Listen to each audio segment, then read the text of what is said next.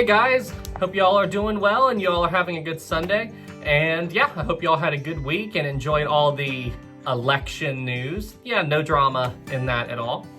Anyway guys, before we get started, as always, thank you all for your views, support, all my new subscribers. I really appreciate it. And please hit that subscribe button and give my video a like. All right guys, we're going into the topic today. Let's go. In today's video, we are going to be talking about the breakup of the Titanic and exactly what happened during the events that led the Titanic to breaking into and everything we know about the breakup. The first thing we need to cover is exactly where Titanic broke into. The two red dots you see on the bottom, those are pieces of Titanic's double bottom hull that we found on the ocean floor that were separated during the sinking. So it appears that the breakup started right there and broke into just in front of the first funnel and separated right there where you see the two red dots.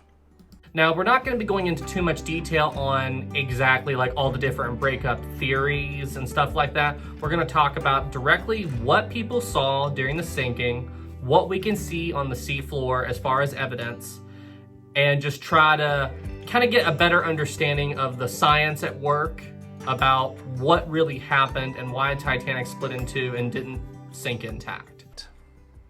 A more accurate account comes from right here from the incredible team at Titanic Honor and Glory. You see the Titanic, it wasn't anywhere near as high up out of the water as it was in the feature film, and it broke in two and just kind of gently slid back down and into the water, and just went level again and just gently at this point slipped beneath the waves. Now, an important thing to think about at this moment is, why did Titanic split in two? What was going on, on the inside that caused this big event to happen? Well, here's my model again. And in the moments leading up to the sinking, the Titanic was getting an increasing angle of tilt. As the no longer buoyant bow, the water is about right here in the middle, about the second funnel at this point. The bow is just dead weight, and it's trying to pull the whole ship down to the bottom of the ocean.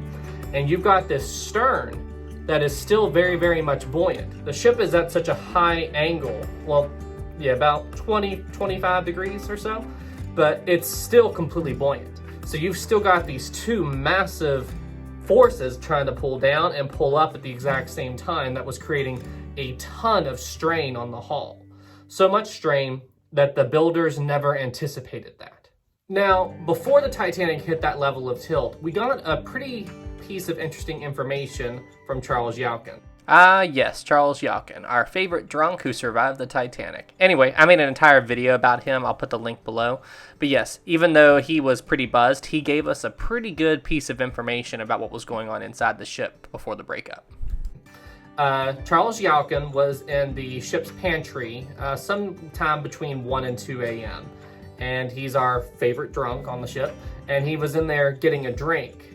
And as the ship's angle and tilt was getting worse and worse, he said that he felt something buckle within the ship. And it was different than just the groans and stuff of a ship sinking. He thought he heard something crunch or get smushed together. So that's a clue right there that something was going on deep inside the ship.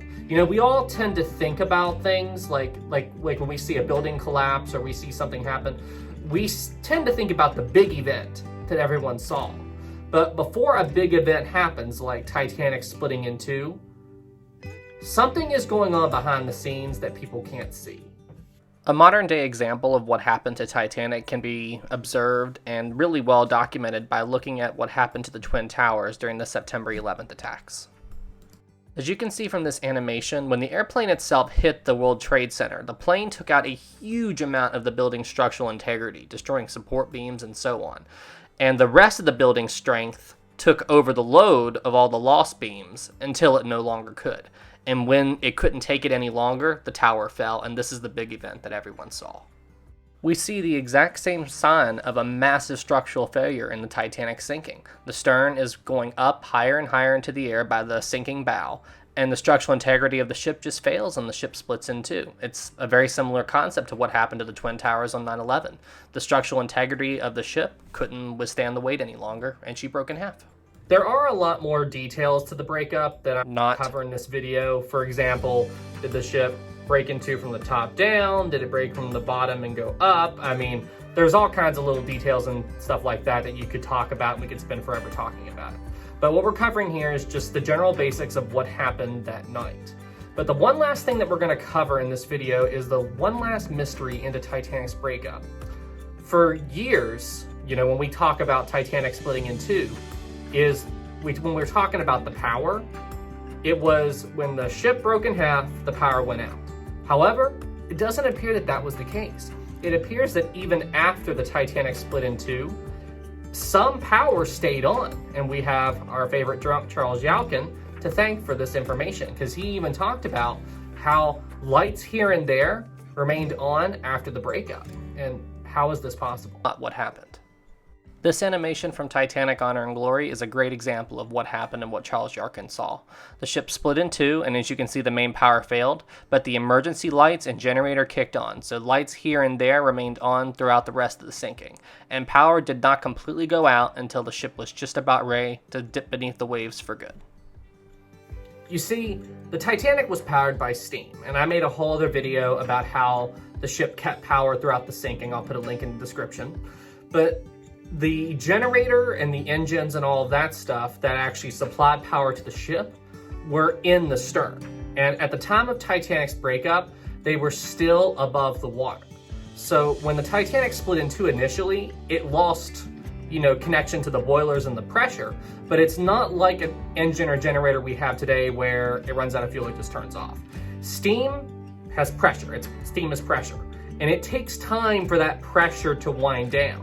So when the ship split in two, the power did go out. However, the emergency generator kicked in and ran off of the remaining pressure that was still in the system until either A, the pressure ran out because there couldn't have been that much because the ship had split in two and it was very, very much compromised at that point. Or B, it was until the water hit the generator and killed it. So either way, it's still incredible when you think about it. The ship's lights stayed on until very, very, very much seconds before the final plunge. Anyway, guys, thank you so much for watching. I hope you found this video entertaining and insightful, and hope you learned something. And as always, thank you all for everything you've done in helping my channel grow. Thank you to all my new subscribers. Anyway, guys, like, subscribe on this video, and give it a thumbs up. And please, guys, y'all be safe out there, and I hope y'all have a great week next week, and I'll see y'all in the next one.